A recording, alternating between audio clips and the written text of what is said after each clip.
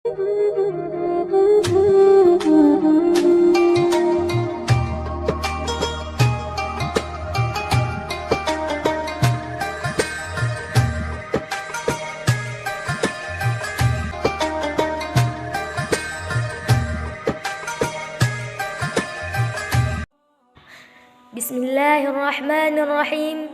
Assalamualaikum warahmatullahi wabarakatuh. Alhamdulillahi rabbil alamin.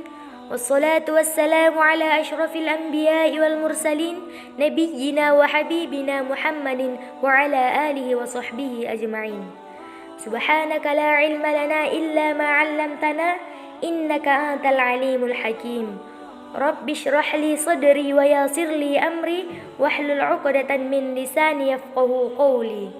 Hadirin dimanapun Anda berada, alhamdulillah dengan izin Allah Subhanahu wa taala kita masih diberikan berbagai macam kenikmatan, kesehatan, keafiatan dan juga waktu luang untuk menyaksikan tayangan Kultum pada kesempatan kali ini dengan tema hadis arba'in keempat tentang penciptaan manusia dan ketentuan nasibnya. Dari Abu Abdurrahman Abdullah bin Mas'ud radhiyallahu anhu, ia berkata, Rasulullah Shallallahu alaihi wasallam bersabda, sesungguhnya seorang di antara kalian dikumpulkan penciptaannya di dalam perut ibunya selama 40 hari berupa air mani, kemudian menjadi alaqah segumpal darah selama 40 hari, kemudian menjadi mudghah segumpal daging selama 40 hari, kemudian diutuslah kepadanya seorang malaikat lalu meniupkan ruh ke dalamnya dan diperintahkan untuk menuliskan 4 hal, menulis rezekinya, ajalnya, amalnya, dan ia sebagai orang celaka atau sebagai orang yang bahagia. Fawallahilladzi la ilaha illa ghairuh. Demi Allah yang tidak ada ilahi yang berhak diibadahi dengan benar selain Allah. Sungguh salah seorang di antara kalian beramal dengan amalan ahli surga hingga jarak antara dia dengan surga hanya tinggal 1 hasta. Akan tetapi catatan takdir telah mendahulunya. Lalu ia pun beramal dengan amalan ahli neraka, kemudian ia pun memasukinya. Dan sungguh salah seorang di antara kalian beramal dengan amalan ahli neraka hingga jarak antara dia dan neraka hingga tinggal hanya 1 hasta lagi. Tetapi catatan takdir telah mendahulunya. Lalu ia pun beramal dengan amalan ahli surga, kemudian ia pun memasukinya. Hadis riwayat Al-Bukhari dan Muslim. Dari hadis ini kita bisa mempelajari beberapa hal. Namun sebelumnya saya akan menceritakan biografi dari Jainul Imam Abdullah ibnu Mas'ud radhiyallahu anhu. Ibnu Mas'ud merupakan sahabat Rasulullah Shallallahu alaihi wasallam yang pertama kali masuk Islam. Diceritakan bahwa kisah masuk Islam beliau ketika itu beliau sedang mengembala kambing. Tiba-tiba datang 2 orang. Kata beliau, yang datang adalah Rasulullah dan Sayyidina Abu Bakar As-Siddiq. Tampaknya 2 orang ini kehausan. Kemudian Rasulullah berkata kepada Abdullah ibnu Mas'ud yang ketika itu beliau belum masuk Islam. Rasulullah berkata, "Wahai anak muda, boleh nggak saya minta air susu dari kambing-kambing kamu ini?" Abdullah ibnu Mas'ud menjawab, "Kambing-kambing ini bukan punya saya di sini hanya bekerja mengembala kambing. Kambing ini amanah bagi saya, karena saya hanya bertugas mengembalanya. Saya nggak bisa sembarangan kasih air susu dari kambing ini kepada orang yang tidak saya kenal." Mendengar jawaban itu, Rasulullah berkata, "Kalau begitu, berikan saya 1 kambing yang belum pernah hamil sehingga belum menghasilkan susu." Rasulullah kemudian mengusap susu dari kambing tersebut. Tiba-tiba susu menggembung penuh dengan air susu. Rasulullah memeras susu tersebut kemudian meminumnya. Dan setelah selesai meminumnya, Rasulullah berkata, "Wahai susu kambing, kembalilah kamu seperti semula." Akhirnya susu yang tadinya penuh kembali kusut. Abdullah bin Mas'ud kemudian heran, ini kambing yang tadinya belum menghasilkan susu bisa dengan sekejap menghasilkan susu sebab ucapan Rasulullah, dan di saat itu juga kembali normal seperti semula. Akhirnya sebab itu Abdullah bin Mas'ud kemudian beriman kepada Rasulullah Shallallahu alaihi wasallam. Baik, dalam hadis ini Rasulullah Shallallahu alaihi wasallam menceritakan tentang proses terbentuknya manusia. Beliau menceritakan bahwa selama 40 hari pertama ketika berada di dalam perut ibu kita berupa nutfah, secara bahasa yang artinya air yang sedikit.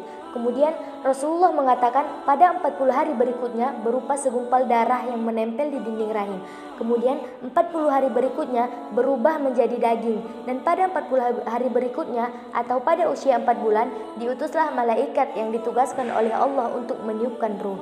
Malaikat juga diperintahkan untuk menuliskan hal-hal yang sudah ditentukan oleh Allah. Yang pertama, rezekinya. rezeki kita sudah ditentukan oleh Allah Subhanahu wa taala. Seharusnya kita percaya bahwa kita sudah mendapatkan jaminan rezeki dari Allah Subhanahu wa taala. Tugas kita hanya berusaha jangan sampai melalaikan kewajiban kita kepada Allah Subhanahu wa taala. Kemudian Allah Subhanahu wa taala memerintahkan malaikat untuk menuliskan ajal, umur kita. Jadi umur kita ini sudah ditentukan oleh Allah Subhanahu wa taala. Kapan kita akan meninggal dunia, dalam keadaan apa kita akan meninggal dunia, itu semua sudah ditentukan oleh Allah Subhanahu wa taala. Sehingga tugas kita sekarang bukan lagi memikirkan kapan kita akan meninggal, tetapi memikirkan apa yang akan kita bawa ketika kita meninggal dunia dan menghadap kepada Allah Subhanahu wa taala. Disebutkan dalam Al-Quran, Quran Surah Al-A'raf ayat 34. A'udzu billahi minasy syaithanir rajim. Wa likulli ummatin ajal, fa idza jaa ajaluhum la yastakhiruna sa'ah wa la yastaqdimun. Tiap-tiap umat mempunyai ajal, batas waktu. Maka apabila telah datang waktu ajalnya, mereka tidak bisa mengundurkannya walaupun sesaat dan tidak dapat pula memajukannya. Kemudian malaikat juga diperintahkan oleh Allah untuk menuliskan amalan orang tersebut. Ketika nanti dia sudah lahir, apakah dia akan beramal dengan amalan ahli surga atau dia akan beramal dengan amalan ahli neraka. Karena itu di dalam hadis ini Rasulullah mengatakan bahwa ada orang-orang yang beramal dengan amalan ahli surga sampai jarak yang tersisa antara dia dengan surga sangatlah sedikit. Yang artinya yang memisahkan dia dengan surga hanyalah kematian. Akan tetapi dia beramal dengan amalan ahli neraka di ujung hidupnya, sehingga dia masuk ke dalam neraka begitu saja. Begitu juga sebaliknya, ada orang-orang yang sepanjang hidupnya berbuat untuk ahli neraka, namun di akhir hidupnya dia diberikan taufik oleh Allah menjadi ahli surga dan dia pun memasukinya. Jadi pelajaran yang sangat penting bagi kita yang pertama adalah jangan pernah kita mengatakan ketika kita berbuat maksiat kepada Allah, wah ini saya sudah ditulis begini oleh Allah, saya ini sudah memang ditentukan sebagai ahli neraka, saya ini memang sudah ditakdirkan untuk berbuat maksiat. Hati-hati dengan ucapan itu, karena kita tidak pernah tahu apa yang dituliskan untuk kita, apakah kita termasuk ahli surga atau termasuk ahli neraka. Karena itu tugas kita adalah beribadah dengan sebaik-baiknya kepada Allah Subhanahu wa taala.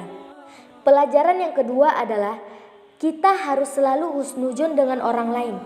Karena kita tidak pernah tahu akhir hidup orang itu seperti apa. Mungkin orang yang selama ini kita lihat sepanjang hidupnya dia selalu berbuat maksiat. Bahkan ada orang yang sepanjang hidupnya kafir, tidak beriman kepada Allah. Tapi kita tidak pernah tahu. Bisa jadi di akhir umurnya Allah Subhanahu wa taala memberikan taufik kepada dia hingga dia bertaubat kepada Allah.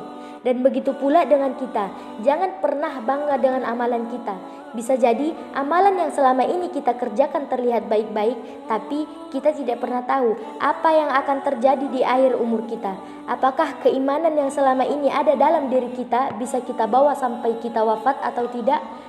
Karena itu kita berdoa, berharap mudah-mudahan Allah menetapkan keimanan dan Islam kita, diwafatkan kita dalam husnul khotimah. Dan saudara-saudara kita yang mungkin masih berada dalam kobang maksiat, kita doakan supaya Allah Subhanahu wa taala memberikan mereka hidayah hingga kita bersama-sama masuk ke dalam surganya Allah Subhanahu wa taala. Amin. Amin ya rabbal alamin. Wallahu a'lam bishawab. Wassalamualaikum warahmatullahi wabarakatuh.